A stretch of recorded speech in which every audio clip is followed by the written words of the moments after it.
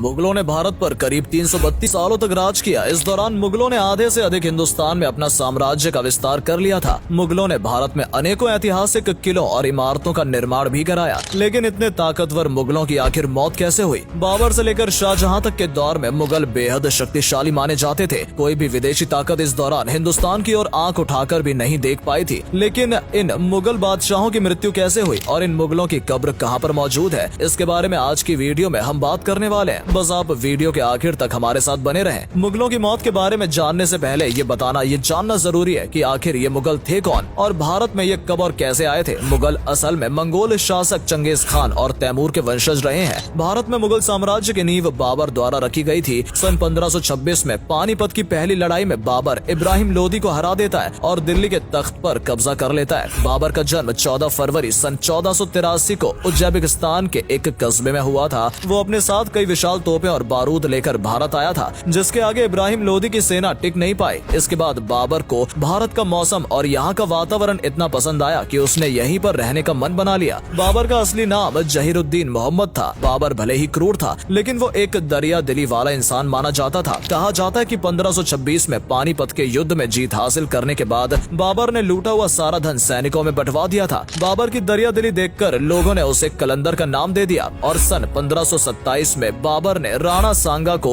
और 1528 में चंदेल के राजाओं को भी परास्त कर दिया था। लेकिन बाबर इस जीत की खुशी ज्यादा लंबे समय तक नहीं बना पाया। 1530 में उसकी मौत हो गई। बाबर की मृत्यु आगरा में हुई थी। कहा जाता है कि बाबर का बेटा हुमायूं काफी बीमार पड़ गया था और इसके बाद बाबर ने अल्लाह से प्रार्थना की थी कि उसके बेटे को स्वस्थ कर दो, बदले में चाहे उसकी जान ले लो। ऊपर वाले ने बाबर की प्रार्थना सुन ली। हुमायूं पूरी तरह स्वस्थ हो गया और बाबर की तबीयत लगातार बिगड़ती चली गई। 26 दिसंबर सन 1530 को आगरा में बाबर की मृत्यु हो गई थी। पहले बाबर को आगरा में ही दफनाया गया था, लेकिन उसकी इच्छा थी कि उसे काबुल में दफनाया जाए। बाद में हुमायूं ने अपने बेटे की इच्छा पूरी की और आगरा से बाबर की बॉडी को निकालकर काबुल ले जाया गया। काबुल में बागे बाबर के नाम से आज भी बाबर का मकबरा बना हुआ है। बाबर के बाद हुमायूं को दिल्ली का बादशाह बनाया गया। हुमायूं के 3 और भाई भी थे और उन्हें भी अलग अलग राज्य सौंप दिए गए थे। हुमायूं काफी शांत स्वभाव का बादशाह माना जाता था और कोई भी फैसला हमेशा सोच विचार करने के बाद ही लिया करता था। हुमायूं के तीनों भाई मिलकर ये योजना बनाते थे कि कैसे हुमायूं से दिल्ली का तख्त हासिल किया जाए और कई बार भाइयों के बीच में जंग भी हुई। हुमायूं पर कई बार जानलेवा हमले भी हुए। हुमायूं की मौत की बात करें तो 27 जनवरी 1556 को उसकी मृत्यु हुई थी। उसने दिल्ली में दीन पनाह भवन में एक लाइब्रेरी का निर्माण कराया था। अपने कुछ अधिकारियों के साथ वो लाइब्रेरी की छत पर बैठा था। उसी समय नमाज का वक्त हुआ। वो सीढ़ियों से नीचे आने लगा, लेकिन अचानक सीढ़ियों पर उसका पैर फिसल गया और उसकी मौत हो गई। ऐसा भी कहा जाता है कि उस वक्त हुमायूं अफीम के नशे में था। हुमायूं का मकबरा दिल्ली में ही स्थित है और ये जगह एक प्रसिद्ध टूरिस्ट डेस्टिनेशन के रूप में विख्यात है। हुमायूं की मौत के बाद उसका बेटा अकबर मात्र 13 साल की उम्र में दिल्ली के तख्त पर विराजमान हो गया। अकबर एक धर्मनिरपेक्ष राजा माना जाता था। उसने राजा बनते ही लोगों का दिल जीतना शुरू कर दिया। हालांकि साथ ही अपने साम्राज्य का विस्तार भी करता रहा। 1568 में उसने चित्तौड़ को जीता और 1569 में रणथ मबौर को भी मुगल साम्राज्य में शामिल कर लिया। अकबर एक अनपढ़ मुगल बादशाह था। उसने हिंदुओं पर लगने वाला जजिया कर भी समाप्त कर दिया था। अकबर ने आगरा के पास फतेहपुर सीकरी शहर को बसाया और यहाँ पर ऐतिहासिक बुलंद दरवाजे का निर्माण भी कराया। 27 अक्टूबर सन 1605 में अकबर की मौत हो गई थी। हालांकि सटीक तारीख को लेकर इतिहासकारों में मतभेद है। अकबर की मौत का कारण उसकी बीमारी भी कहा जाता है कि उसे पैचिस नाम का एक रोग हो गया था। साथ ही ये भी बताया जाता है कि अकबर अफीम के घोल के साथ शराब का सेवन किया करता था। इस कारण उसे फूड पॉइजनिंग भी हो गई थी। उसका पेट काफी फूल गया था और ठीक इलाज न मिलने के कारण उसने तड़प तड़प कर दम तोड़ दिया था। कुछ इतिहासकारों का ऐसा भी मानना है कि अकबर के बेटे सलीम सत्ता के लालच में आकर एक षड्यंत्र के तहत अपने पिता को मार दिया था। मृत्यु के पश्चात अकबर को आगरा के पास ही सिकंदरा शहर में दफनाया गया, जहां tomb of Akbar the great के नाम से उसका मकबरा बना हुआ है। अकबर के बाद सलीम के हाथ में दिल्ली की कमान आई। अकबर और सलीम की आपस में कभी नहीं बनती थी, क्योंकि सलीम असल में एक अय्याश किस्म का व्यक्ति था। सलीम को अपना नाम भी पसंद नहीं था और उसने अपना नाम बदलकर जहांगीर रख लिया। जहांगीर के शासनकाल में ही अंग्रेजों ने भारत में आकर ईस्ट इंडिया कंपनी की स्थापना की थी और व्यापार करने की इजाजत मांगी थी। जहांगीर की 20 बीवियां थी, जिससे उसकी कई संतानें हुई, लेकिन अधिकतर संतानों ने जन्म के तुरंत बाद या जन्म से पहले ही दम तोड़ दिया। उसका केवल एक पुत्र ही जीवित रहा था, जिसका नाम खुर्रम खान उर्फ शाहजहां रखा गया। 7 नवंबर सन 1627 को जहांगीर की मौत हो गई थी। कहा जाता है कि जहांगीर की मौत की वजह उसका अय्याश स्वभाव बना था। वो एक दिन में 20 प्याले शराब के पी जाया करता था और अलग अलग महिलाओं का भी वो शौकीन था। ये बात उसने अपनी आत्मकथा तुजुके जहांगीर में भी बयां की है। अपनी आदत के कारण सन 1622 से ही वो बीमार रहने लगा था। वैद्यों ने जहांगीर को आबो हवा में बदलाव की सलाह दी, जिसके बाद वो हर साल कुछ समय के लिए कश्मीर चला जाया करता था। लेकिन सन 1627 में वो कश्मीर से लाहौर की तरफ जा रहा था कि अचानक उसकी तबीयत ज्यादा बिगड़ गई। वो रात को सोया जरूर था लेकिन सुबह उठ नहीं पाया।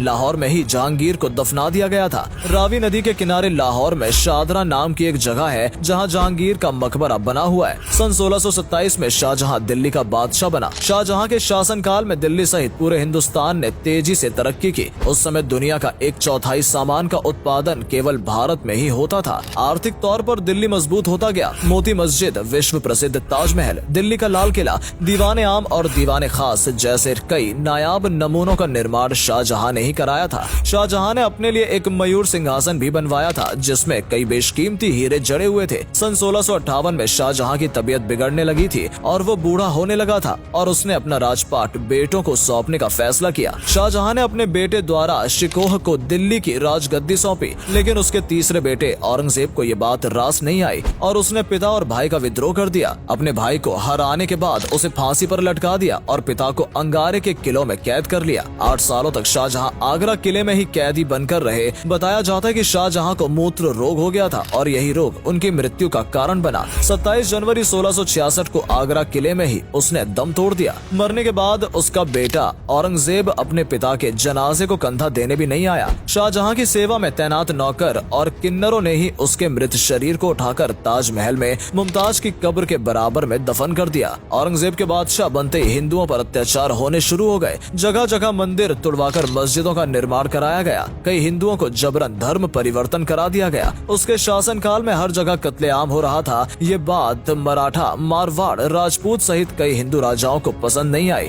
और औरंगजेब के खिलाफ युद्ध का शंखनाद कर दिया। औरंगजेब किसी भी तरह दक्कन को जीतना चाहता था और अपनी जिंदगी के 25 साल उसने इसमें व्यर्थ कर दिए। सन 1706 में दिसंबर महीने से ही औरंगजेब का स्वास्थ्य बिगड़ना शुरू हो गया था और 3 मार्च सन 1707 के दिन बिस्तर पर ही उसने दम तोड़ दिया। वहीं कुछ इतिहासकारों का ऐसा भी मानना है कि बुंदेल केसरी राजा वीर छत्रसाल ने औरंगजेब की पीठ पर एक जहर वाला खंजर घोंप दिया था, जिससे धीरे धीरे उसके शरीर में जहर फैलने लगा और 3 महीने में वो बिस्तर पर तड़पता रहा और अंत में उसने दम तोड़ दिया। औरंगजेब का मकबरा महाराष्ट्र के अहमदनगर जिले में खुलदाबाद नाम की जगह पर स्थित है। औरंगजेब की मौत के बाद मुगल साम्राज्य धीरे धीरे अंधेरे की ओर बढ़ने लगा। मुगलों के अंतिम शासक बहादुर शाह जफर द्वितीय हुए, जिनकी मौत सन 1862 में म्यांमार में हुई थी। लेकिन बहादुर शाह जफर की मौत से पहले ही मुगल साम्राज्य का अंत हो गया। सन 1857 मुगल साम्राज्य का दिल्ली में अंतिम समय माना जाता है। उम्मीद करते हैं कि आपको हमारी आज की ये वीडियो पसंद आई होगी। इससे एक बात तो साफ है कि चाहे कोई कितना भी बड़ा राजा या बादशाह क्यों ना हो, कोई भी मौत को टाल नहीं सकता। सारा पैसा, सगे संबंधी और राजपाट धरा का धरा रह जाता है और लोग बस